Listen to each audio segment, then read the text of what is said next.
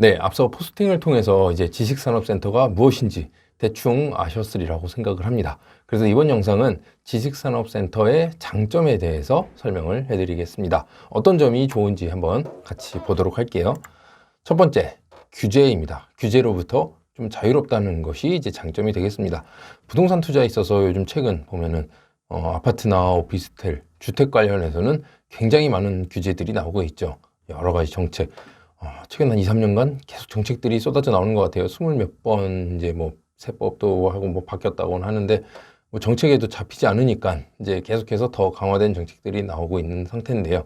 뭐 대출 규제라든가 뭐 전매 제한 강화, 뭐 비과세 요건 강화, 뭐 등등이 있겠죠. 세금, 뭐 보유세도 이제 많이 올라가는 상태고 여러 가지 이제 정책으로 인해서 규제들이 있는데 지식산업센터는 뭐 정부나 지자체에서 이제 지원을 많이 해줍니다. 오히려 이제 제재나 뭐 그 규제보다는 지원을 많이 해주죠. 왜냐하면 기업체가 와서 일단 산업활동을 통해서 경제가 돌아갈 수 있도록 하기 때문에 지원해주는 형태가 많이 나타나고 있습니다. 그래서 뭐 쉽게 예를 들면 대출 같은 경우도 보면은 아파트나 오피스텔은 대출이 힘든 반면에 지식산업센터는 1금융에서 70%까지 뭐 별 문제만 없다면 뭐 거의 70%까지는 무난하게 나오고 이제 그 이상도 이제 신용대출로 해서 진행이 가능하다는 것이 이제 특징이 되겠죠. 이런저런 외에도 이제 세제 혜택이라든가 뭐 여러 가지 일단 규제보다는 이제 지원 형태로 보시면 될 것 같습니다. 이게 이제 첫 번째 장점이 되겠고요. 두 번째가 이제 세제 혜택입니다. 세제 혜택. 취등록세 감면, 재산세 감면. 근데 앞에서 말씀드렸듯이 감면 혜택 같은 경우는 투자자분들은 해당이 안 됩니다. 난 임대사업 목적으로 지식산업센터에 투자를 한다. 그러면 취등록세 감면이나 재산세 감면은 안 됩니다.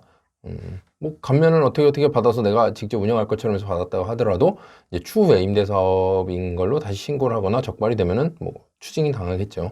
그래서 아예 그 임대사업 하실 분들은 처음부터 정상적으로 일반 뭐 오피스 건물이나 상가 건물 사듯이 정상적으로 취등록세 이제 납부하시고 이제 임대사업을 진행하셔야 되겠습니다. 세제 혜택은 이제 직접 이제 들어와서 실입주하는 기업에 한해서 이제 혜택이 들어가는 거죠. 또한 과밀억제권역에서 성장관리권역으로 이주하게 되면 법인세는 4년 동안 면제가 됩니다. 수도권 지역에도 보면은 과밀억제권역으로 지정되어 있는 곳이 있고 성장관리권역으로 되어 있는 곳이 있습니다. 그건 이제 본인이 이제 원하는 지식산업센터 지역을 이제 확인을 해 보셔야 되겠는데요.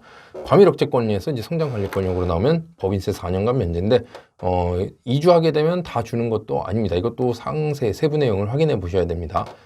지점, 뭐, 분점이 이전하는 게 아니라 아예 해당 그 업체 전체가 이제 본점이 이전을 하는 경우가 4년간 면제고 이후로 또 2년 동안은 50%를 또 추가로 감면을 해줍니다. 그래서 이러한 다양한 세제 혜택이 있다는 점 아시면 되겠고요. 다음은 이제 금융 혜택입니다. 그래서 초기에 들어가는 초기 자금이 적다는 것이 특징입니다. 은행에서 대출을 70% 내지 최대 80%까지는 해줍니다. 자기 자금이 20%가 들어간다는 게 특징이죠.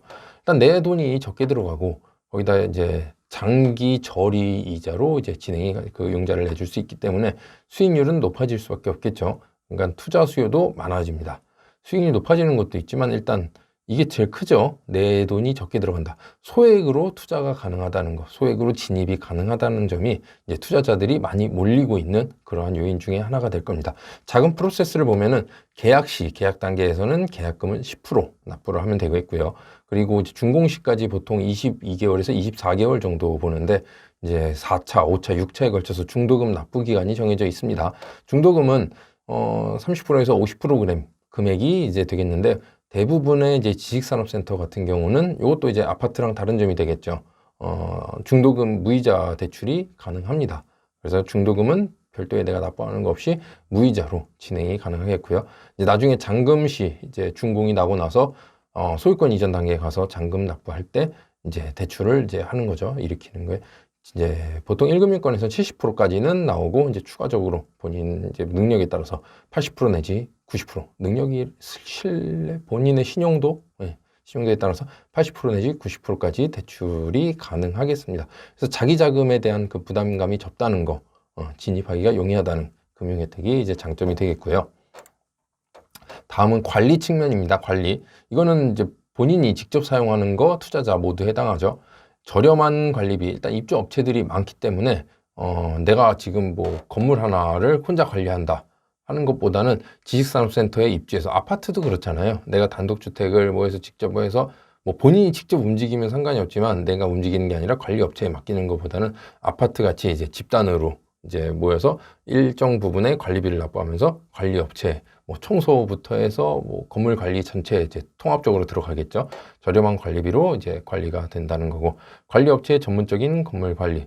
이제 지식산업센터도 워낙 많이 활성화되고 많다 보니까 아예 뭐 이런 건축물 위주로 관리하는 업체들도 굉장히 많아졌습니다. 그리고 장점은, 또 하나의 장점은 전유 부분, 내가 쓰는 부분만 이제 사무실 안쪽이죠. 내가 사용하는, 실제 사용하는 공간만 관리하면 이제 공용 부분, 복도나 뭐 화장실, 뭐 엘리베이터, 주차장, 이 모든 공간은 관리 업체가 관리를 해주니까 내가 신경 쓰지 않아도 된다는 것이 이제 장점이 되겠습니다.